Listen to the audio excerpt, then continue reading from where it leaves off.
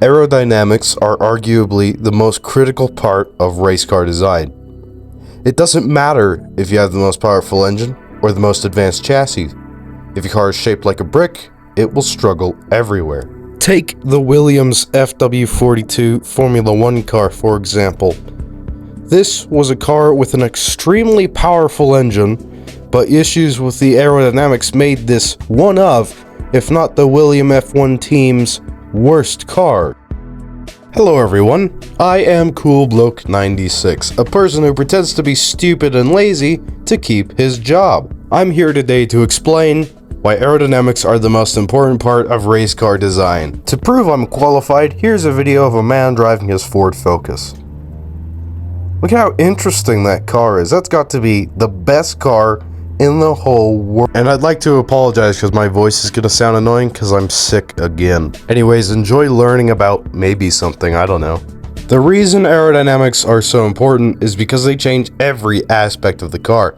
Small tweaks can massively affect top speed, cornering abilities, braking, fuel efficiency, and cooling. The most dominant racing cars in history are those who not only built a wonderful machine underneath the body, but spent hours painstakingly analyzing the airflow around the car to minimize drag and maximize downforce. Today we're looking at an aerodynamic system that was a great example of thinking outside the box in quite a literal way. It's a specific aerodynamic principle known as ground effect. Its history in car racing is relatively modern and has its moments of praise and controversy. Ground effect was experimented with in the 60s by engineers looking to get the biggest competitive edge going into the revolutionary decade that would follow. A notable individual called Colin Chapman, who we will most certainly touch on later, is often credited as the man behind the discovery of ground effect in racing cars, but a lesser-known individual called Jim Hall was on the case at around the same time and had some minor successes before Chapman.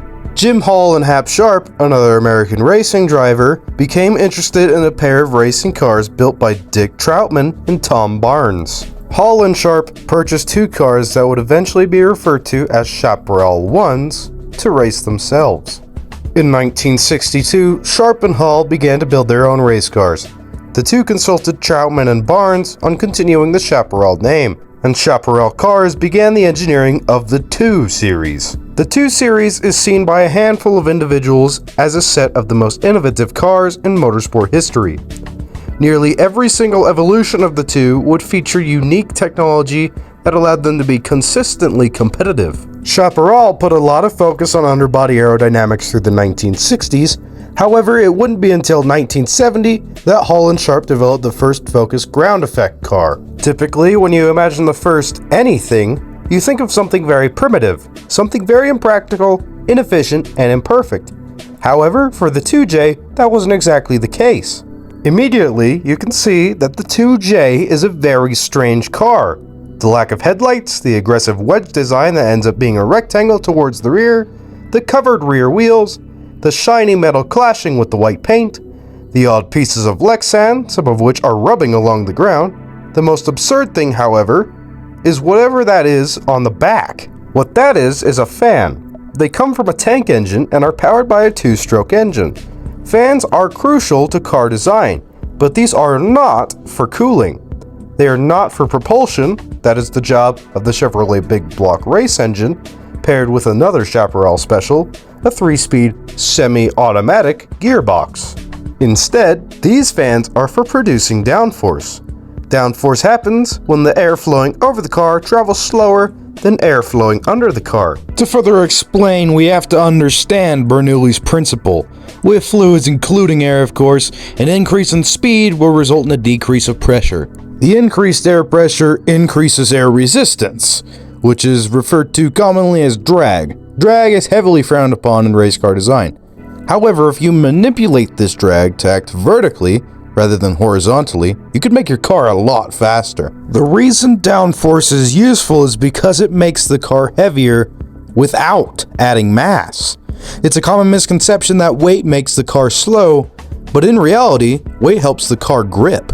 It's mass that causes the issues. But since mass times gravity equals weight, you're gonna have a pretty tough time adding weight without adding mass. I suppose if you could alter the gravity on your car alone, that would be a good idea. Luckily, designers found a way to increase weight without modifying the gravity, and that's with downforce. Downforce provides more weight on the body, which puts more load into the suspension, forcing the tires into the ground and creating additional grip. Now, you may have heard that a Formula 1 car can drive upside down because of its downforce, and once it reaches about 120 miles an hour, it definitely can.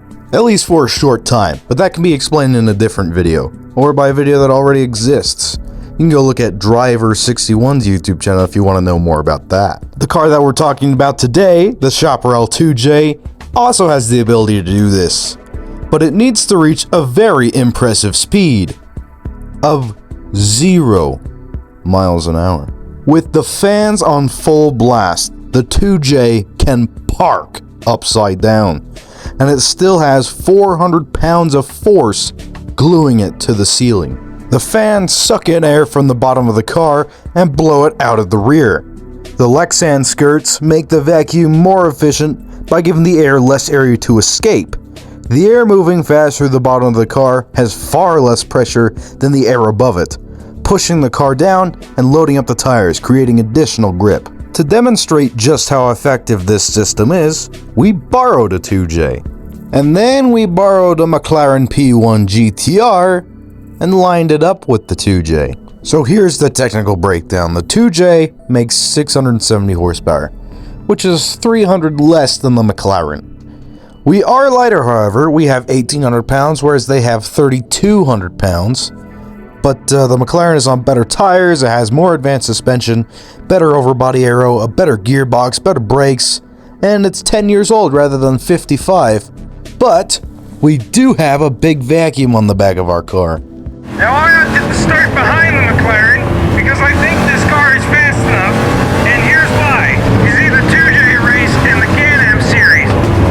Other series have a long list of restrictions, but you could probably count illegal designs in Can-Am on one hand.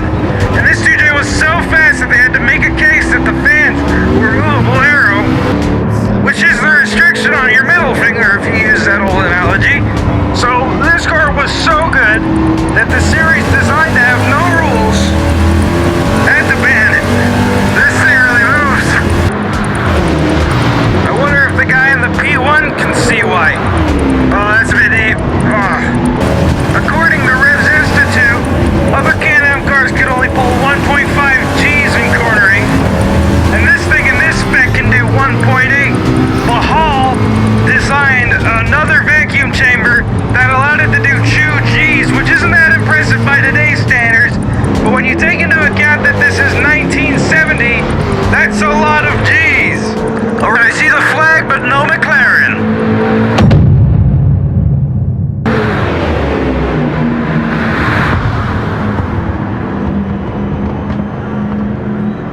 Holy You know, the best part of that, I think, is that I wasn't even trying. The 2J proved the importance of ground effect to Can-Am, and at around the same time on the other side of the world, someone had a pretty similar idea, but this time, he was going to show it to a worldwide audience. Colin Chapman was the founder of Lotus Cars, who made sports cars and race cars with a unique design principle: simplify and add lightness. Chapman and everyone else knew that adding power made you faster in the straights, but reducing mass made the car faster everywhere. After Chapman saw the 2J's dominance in the Can-Am series, he too wanted to make a ground effect car, but he would take a very different approach to it. He was going to do this without a fan. The result was the Lotus 79. The 79 was nothing shy of mind-numbingly dominant.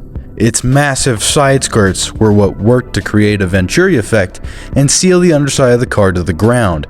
This generated suction and increased downforce. Boom. Ground effect. The downforce generated by the skirts was so excessive that Chapman opted to revert to simple front and rear wings, which meant that he would have less drag on the car. The impressive design, paired with the worthy Mario Andretti, the notably unlucky Jean-Pierre Jarier, and the late Ronnie Peterson, led Lotus to Constructors and Drivers Championships. The level of grip the car had was simply alien, And although Lotus never delved into the world of fan cars, Brabham Alfa Romeo did so with Gordon Murray and the BT46B, which much like the 2J, got fan cars banned.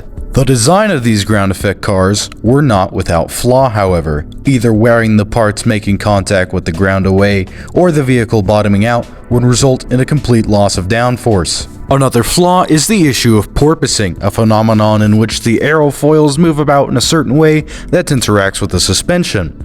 The cars will begin to resonate, which cause violent pitching and rocking.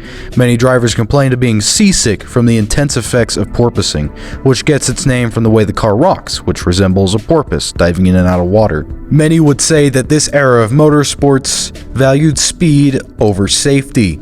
So although ground effect was banned from Formula 1 in 1983, Group C sports cars could still take full effect of the technology. Group C cars were most commonly seen in endurance-style races, which are not measured by laps, but by hours. This means they had to run the 24-hour Le Mans, which means your car can't blow up when you push it for 24 hours straight. Group C cars had a minimum weight of just 800 kilograms, which despite the huge engines and turbochargers, is 500 kilograms lighter than a new Toyota Corolla.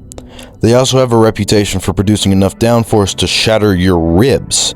Much like the Lotus 29, the cars focus their downforce on underbody in order to achieve less drag. This is very important at places like Daytona and the pre-chicane Mulsanne Straight. With the cars being fully focused on speed over safety, they became more dangerous by the minute. A small change in ride height could result in a total loss of downforce, which could cause phenomena from understeer to flipping through the air. Organizations pushed towards safety in the 90s, which slowed the cars and restricted underbody aero, but it was never fully dismissed and still plays a very important role. Ground effect has provided some of the most mind-blowing, rib-crushing cars that challenge the limits of physics, but has also been a catalyst for tragedy. As it reintroduces itself to both motorsports and road cars, safety will be priority number one. If you enjoyed this shallow look into ground effect in racing cars, please consider liking the video and subscribing to the YouTube channel. In the meantime, thanks for checking this out, stay safe, and keep your nose clean. And now, I hope you are familiar with the absolute state of ground effect.